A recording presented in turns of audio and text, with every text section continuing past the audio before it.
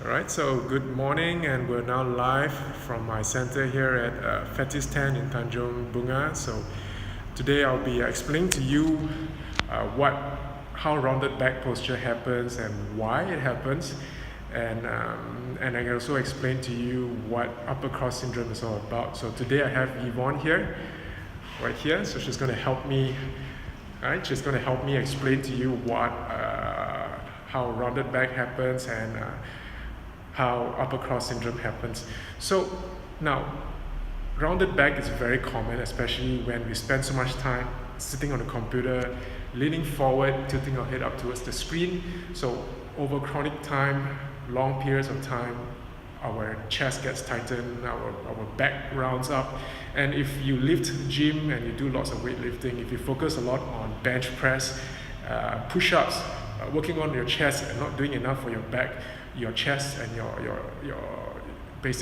chest gets tighter, it gets stronger. If you don't work on your back gets weaker, hence the rounded posture. So I'm just going to explain to you how these muscles actually interact and work together. So I'm going to flip the screen here. So we have Yvonne right here. So now, first thing, why rounded back happen is it explains that the upper trapezius, which is around this region, is overactive, meaning that the body is constantly active just to keep your posture up, and your pectoralis, which is your chest, which is around this region, is overactive. So when your chest is tightened, what happens if your shoulders rounds forward? And when it rounds forward, your scapula, which is your shoulder blades, tends to go up. All right. So when it rounds forward, you can see that there's more curvature along your upper back region. So if your chest gets tightened, shoulder rolls forward, hence the rounded back. And what upper cross syndrome means is that we have overactive upper trapezius, which is right here, overactive pectoralis over here, and we have underactive, means the weaker muscles, which is over here, the rhomboids and your latissimus dorsi and also your teres, and also a weaker sternocleidomastoid, which is basically the front muscles at your neck. So when these two muscles are weak, it lengthens, and when these two muscles are overactive, it shortens. Hence, what happens is the upper cross syndrome. So tight, weak, and so you can see a cross right here. All right, so there are ways to correct posture. What you want to do is that you want to teach the muscles to actually, the weak muscles to strengthen, which is here, and the overactive muscles to lengthen. All right, so now if you look at the shoulder blades right here, so let's see. All right, so when you have a rounded back, your scapula, which is around this area, or your shoulder blades, tends to protract. So what I mean protract means it goes away from the spine.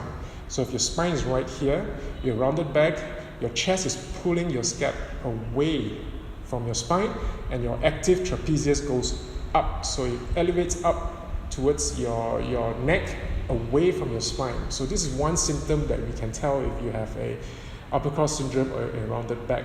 So what I'm going to do is that I'm going to ask Yvonne to pick up the dumbbells from the floor. So she's going to pick up the dumbbell and just relax. All right, you just hold and just relax how you normally do it. So why I use a dumbbell is because whenever your body is under load, compensation patterns will start to show. So I just want you to relax, just hold like how you normally hold. All right. So Yvonne has been training with me with some corrective exercises, so she's learning how to correct her upper body. But for today's demonstration, I want her to do the wrong way and then correct it so they can see the difference. So now she's loading a dumbbell. You can see right here, her trapezius is engaged. So right now, she has an overactive trapezius, just trying to keep the load up, and her shoulder blade has already moved forward and upwards. So what I'm going to do is that I'm going to ask Yvonne here to actually engage her rhomboids, her lats, and her teres by externally rotating her shoulders. That's right. Externally rotating the shoulders will help bring the scapula to rotate inwards into its original anatomy position, and I want her to push her shoulders down that way.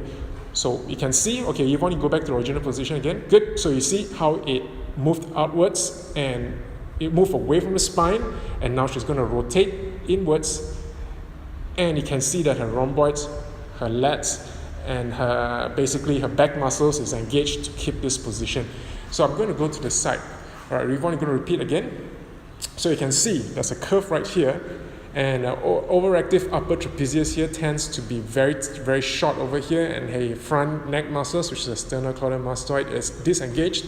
So by engaging the muscles that she's weak at, right, so you see her neck has lengthened, her sternocleidomastoid is strengthened, she's engaging her back, she's using her back muscles, she's releasing her chest, and her position is more upwards and more corrected.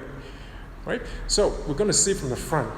All right, Yvonne, can you just go back again now? Can you see how overactive, how what I call this, obvious her upper trapezius is by rotating backwards? All right, good. So she's doing a bit too much, so a little bit less, that's right. And you can see that her lower upper trapezius has become less engaged.